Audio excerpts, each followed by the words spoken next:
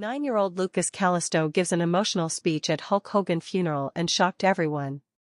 A Mexican boy named Lucas Calisto delivers a heartbreaking tribute at Hulk Hogan's funeral, and it's the moment the WWE Universe will never forget. In this powerful farewell, young Lucas Calisto, just 9 years old, stands in front of thousands to say goodbye to his hero. Hulk Hogan wasn't just a wrestling icon to Lucas, he was the reason he started watching WWE. Dreaming of becoming a wrestler himself one day, Lucas honors Hogan with a message that moved the entire room to silence. From his first memory of the red and yellow to his dream of walking down the ramp just like his idol, this emotional tribute captures what Hulk Hogan meant to generations around the world.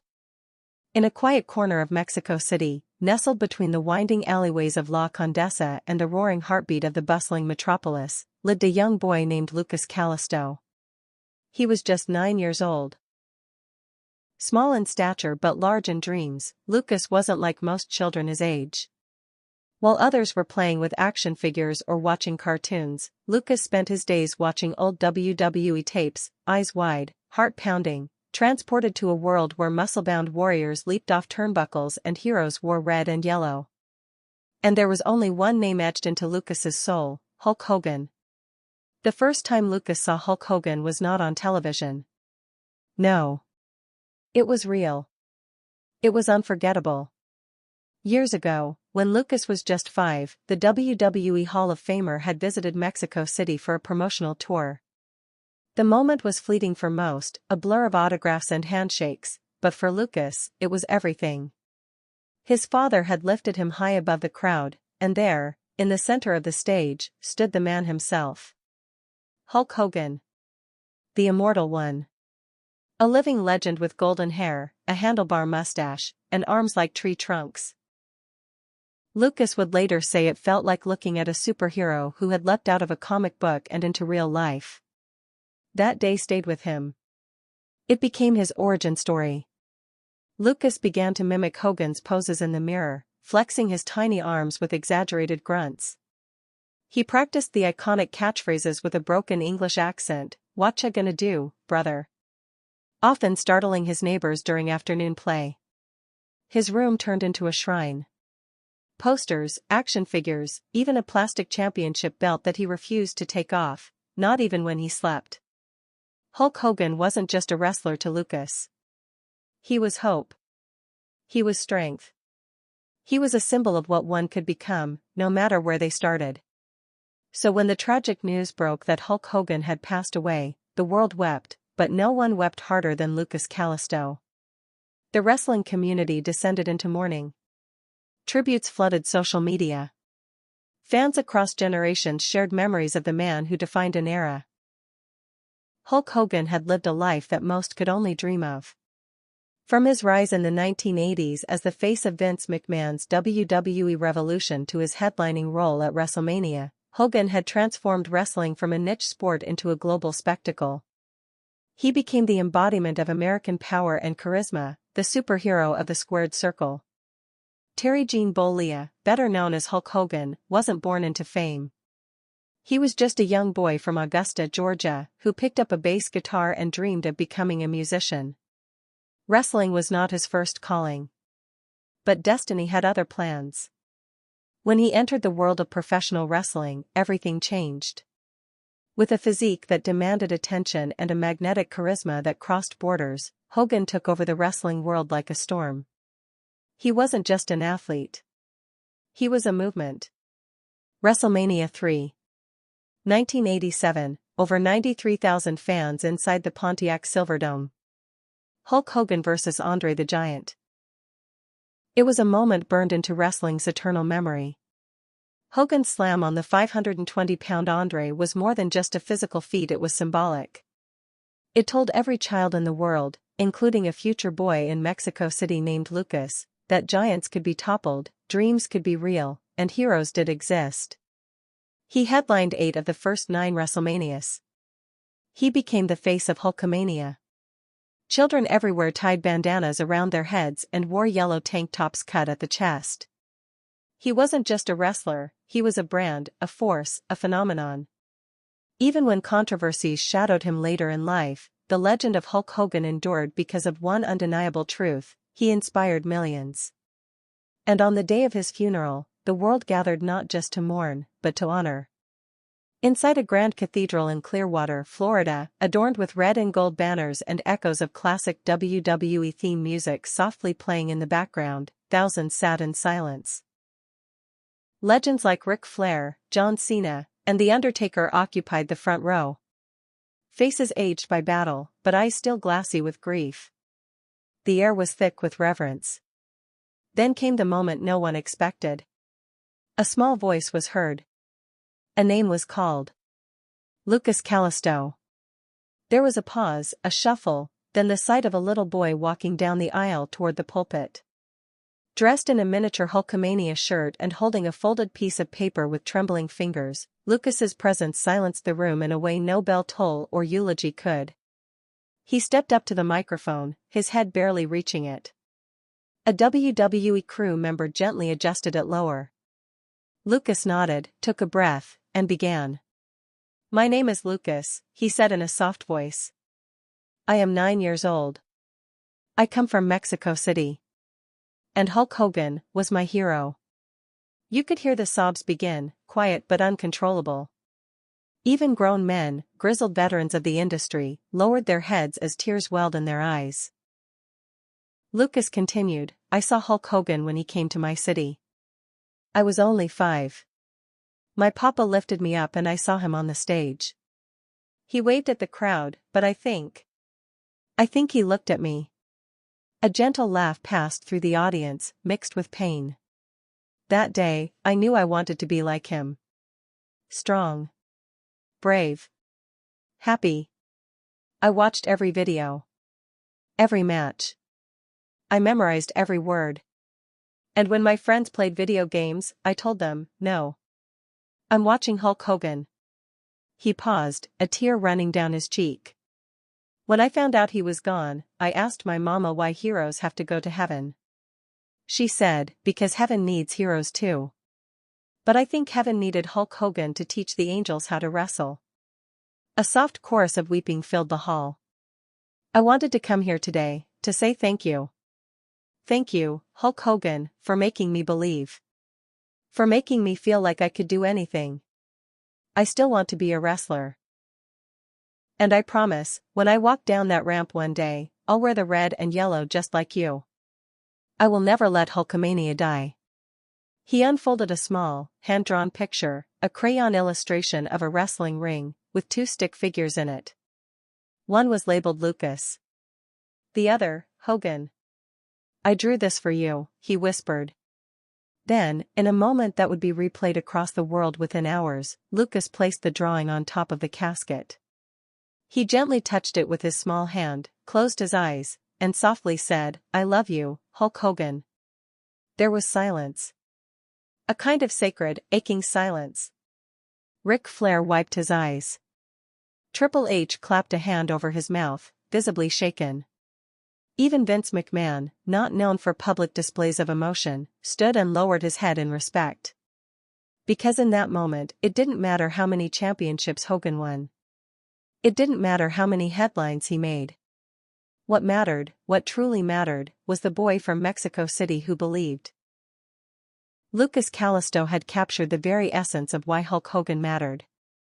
Not just as an icon, but as a beacon for the voiceless, the small, the dreamers. He had reminded the world of something pure. That wrestling is not just about steel cages and title belts.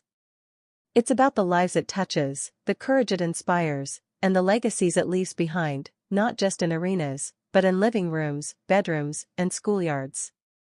In the hearts of those who need someone to believe in.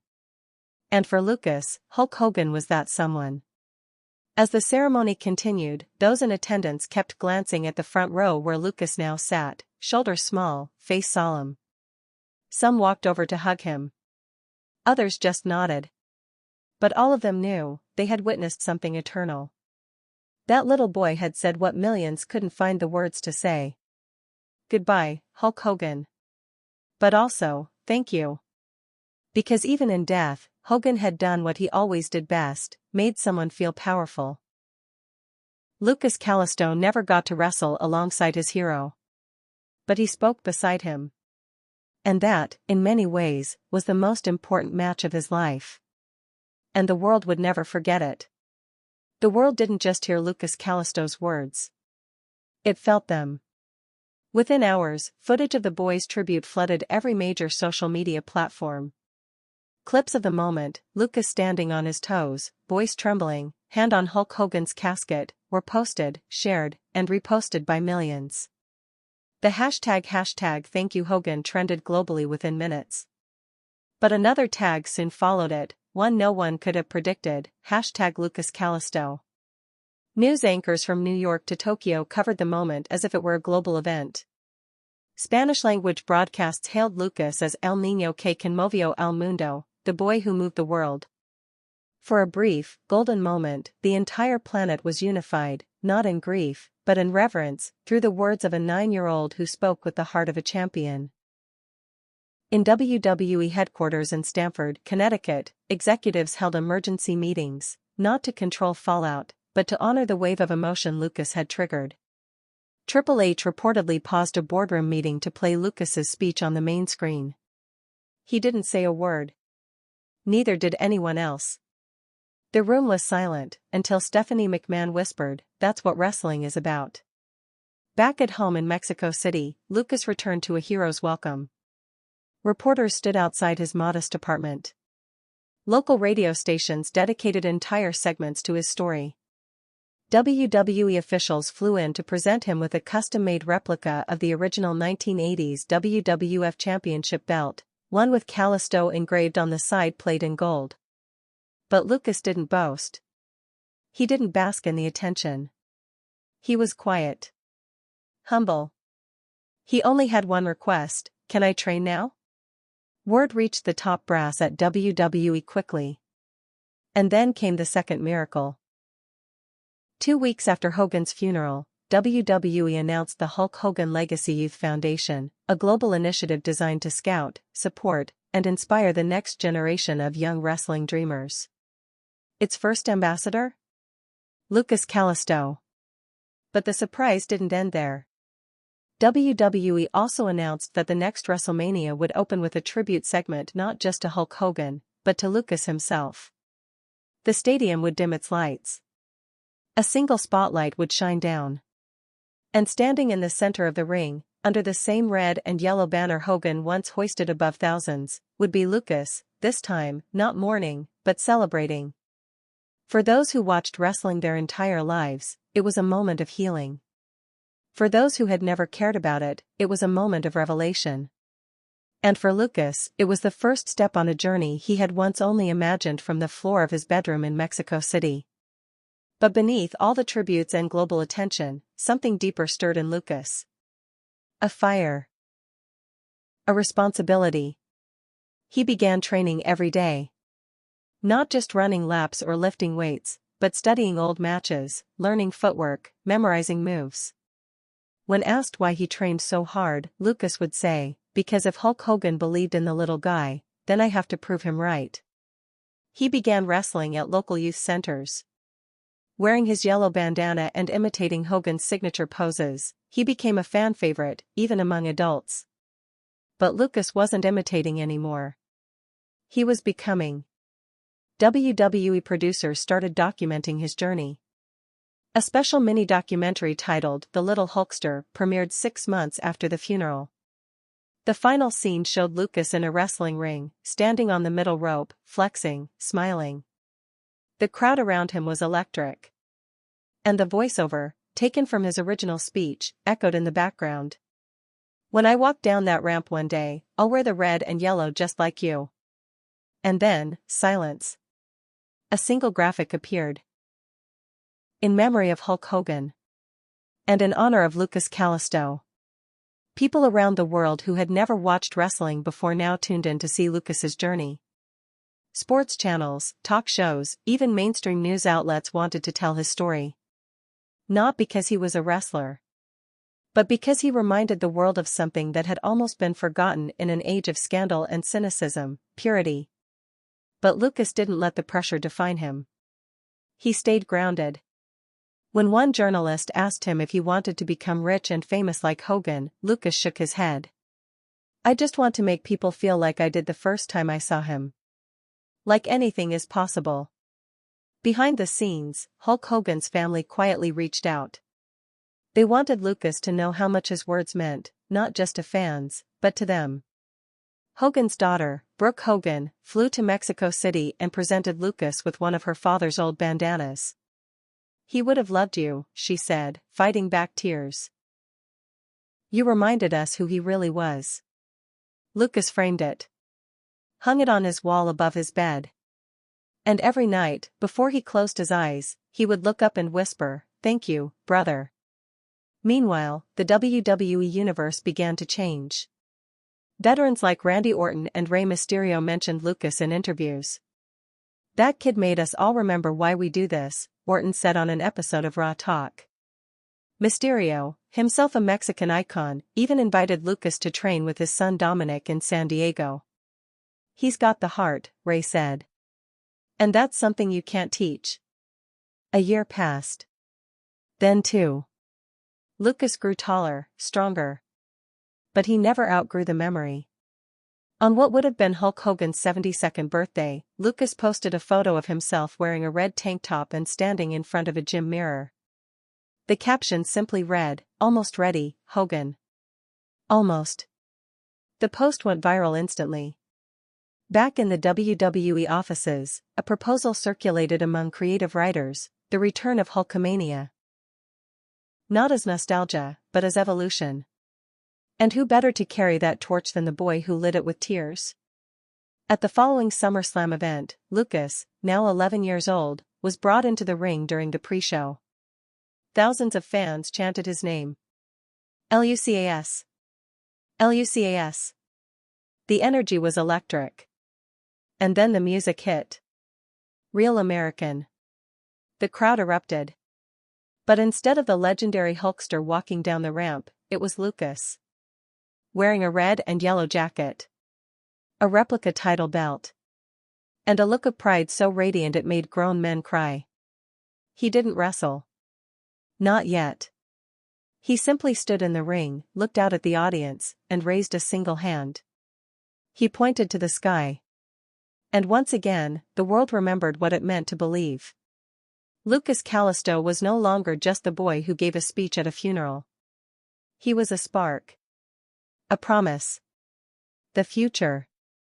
Because in a world full of noise and distraction, betrayal and bitterness, one voice, a small, trembling voice from Mexico City, had reminded everyone why Hulk Hogan became a hero in the first place. Not because he won every match, but because he made people believe they could. And in Lucas Calisto, we all believe again. 3 years after his unforgettable tribute at Hulk Hogan's funeral, Lucas Calisto, now 12 years old, stood on the edge of a dream that had once felt unreachable. WWE had officially signed him to a long-term mentorship and development contract under a newly formed program titled Future Legends Initiative. It was the first of its kind, an early talent development program created not just to find prodigies, but to nurture hearts, to cultivate passion before profit, to honor those who entered the squared circle with soul. And it all began with Lucas. The training wasn't easy. He relocated to Orlando, Florida, to begin his full-time development with the Performance Center team. While most kids were still in middle school classrooms, Lucas was in the ring with trainers like William Regal and Shawn Michaels. Every bump he took on the mat, every hour spent practicing dropkicks and running the ropes, he did with one image etched in his mind: Hogan, flexing for the crowd, bathed in the golden light of a roaring arena. Lucas trained in silence. He never boasted. He never acted like a superstar. When asked by fellow trainees why he was always the first in and last out, he would only say, "Because I owe him." One evening, after a grueling set of drills, Lucas stayed behind. He walked up to a ring post, pressed his hand to it, and whispered under his breath, "I'm coming, Hogan. I'm almost there." What no one knew that day was that WWE executives were already planning something special, a debut unlike any in modern wrestling history. WrestleMania 43. The stadium was packed with over 85,000 fans. Fireworks cracked through the air. Legends were honored. Championships were defended. But one moment stood above them all. Midway through the show, the lights dimmed. The Titantron came alive. First, it showed black and white footage of Hulk Hogan slamming Andre the Giant, then flashes of his matches with The Rock, Randy Savage, even Vince McMahon. And then the screen faded to black. A quote appeared. "Heroes live forever. But legends? Legends live through those they inspire." Then, the sound of Hogan's theme song Real American blasted through the arena. The crowd shot to their feet. But it wasn't Hulk Hogan walking through the curtain. It was Lucas. Taller. Older. Bulkier. Wearing a bandana tied at the front, a ripped red and yellow tank top, and customized ring gear with the words "The Heart of Hogan" stitched on the back. His music wasn't just an entrance theme, it was a resurrection. The ovation was deafening. Even grown men in the audience wiped tears as the boy who once cried at a funeral now stood in Hogan's spotlight. Not as an echo, but as an heir. Lucas walked slowly down the ramp, taking it all in. Every light. Every face. Every chant of his name. But this wasn't about fame. This was a promise fulfilled. He slid into the ring, grabbed a mic, and paused. Then he spoke. 3 years ago, I said I would walk down this ramp in red and yellow. And I meant it. Hulk Hogan gave us more than matches. He gave us strength. He gave us something to believe in. Tonight, I step into this ring, not to replace him, but to remind the world that his spirit is still alive, inside me, inside every one of us who dares to dream. He dropped the mic and hit the ropes with Hogan's classic arm point and flex pose. The stadium shook. Backstage, legends like Ric Flair and John Cena stood and applauded. Triple H wiped his eye and turned to Shawn Michaels. "This," he said, "is the future." And just like that, Lucas Calisto wasn't just a symbol anymore. He was a WWE superstar. His first match came 6 months later in NXT's special Rising Icons showcase.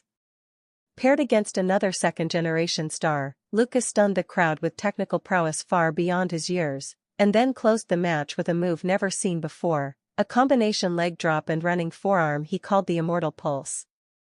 Commentators lost their minds. Fans online declared, "Hogan 2.0 is real." But Lucas didn't want to be called the next Hogan.